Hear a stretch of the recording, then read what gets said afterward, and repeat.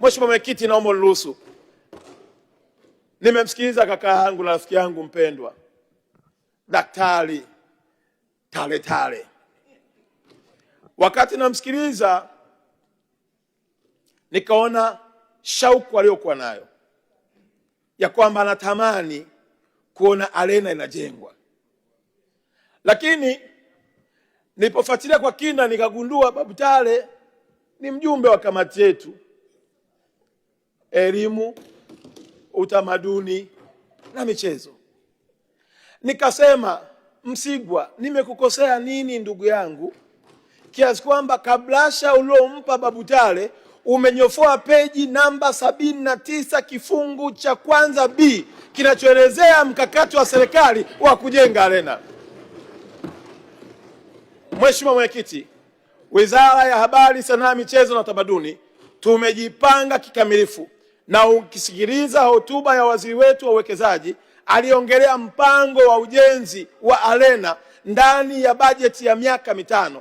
Lakini pia ilani ambayo ndugu yangu Sanga ameisoma imeeleza kwa kina ni ilani ya 2025 2030. Mipango ya ujenzi wa arena uko pale pale, na tayari kwenye bajeti ambayo leo mtaipitisha tumeweka token ya bilioni 1 ikiwa ni sehemu ya fedha za kuanza feasibility study. Na mkiangalia kwenye picha ya Mheshimiwa wabunge mtaona michoro ya kwanza ambayo tumeshakwisha kuipata, na tayari eneo tunalo la pale Tanganyika Packers Kawe, na eneo hilo tunalo la heka 12. Tunasubiri tu tukamilishe tuingie kwenye feasibility study, na kwa mpango mkubwa wa Daktari Samia. Hapa naomba niende taratibu. Daktari Samia alifanya mazungumzo na serikali ya Korea kuomba fedha zaidi ya bilioni 2.5 dola, na katika fedha zile, miongoni mwa hizo fedha tumepangiwa Wizara ya Habari, Sanaa, Michezo na Utamaduni kwa ajili ya ujenzi wa arena ya kisasa yenye thamani ya bilioni 300, kwa ajili ya ujenzi wa studio yenye thamani ya zaidi ya bilioni 150. Hiyo fedha si rahisi kuiona kwenye bajeti yetu, kwa sababu hiyo fedha inategemea mazungumzo yanavyozidi kwenda. Lakini dhamira Daktari Samia amesema hata kama hii fedha ikichelewa, ndani ya miaka 2-3 ijayo, malengo yangu kwenye miaka yangu 5 lazima nijenge arena ya kisasa inayokuwa na uwezo mkubwa zaidi.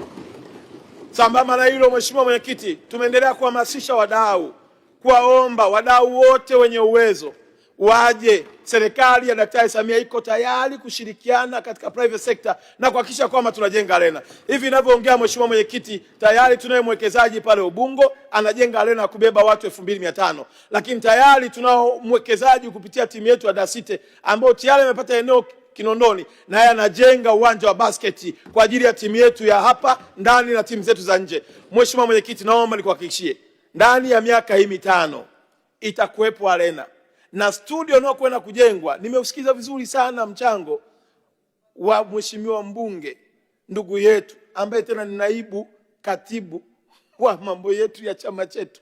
Kaeleza kwa kina sana habari ya mavazi, ameeleza habari ya vifaa vya wasanii wanapoenda kuigiza. Mheshimiwa Mwenyekiti, ni ukweli usiopingika, si kila Mtanzania amefika Marekani, lakini kila mtu anajua ukubwa wa jeshi la Marekani kupitia kwenye vyombo vya taarifa habari pamoja na habari ya movie.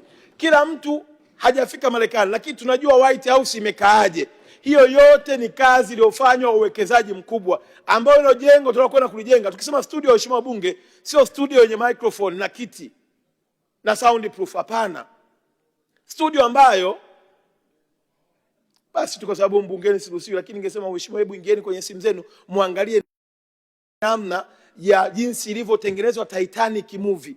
Ile Titanic movie ukitazama unaweza kuhisi ni bahari moja kubwa, mabarafu makubwa, watu wako kwenye chumba tu. Waheshimiwa, hiyo kazi yote ndio Daktari Samia anataka kuwajengea vijana wake na watoto wake ndani ya nchi yetu ya Tanzania.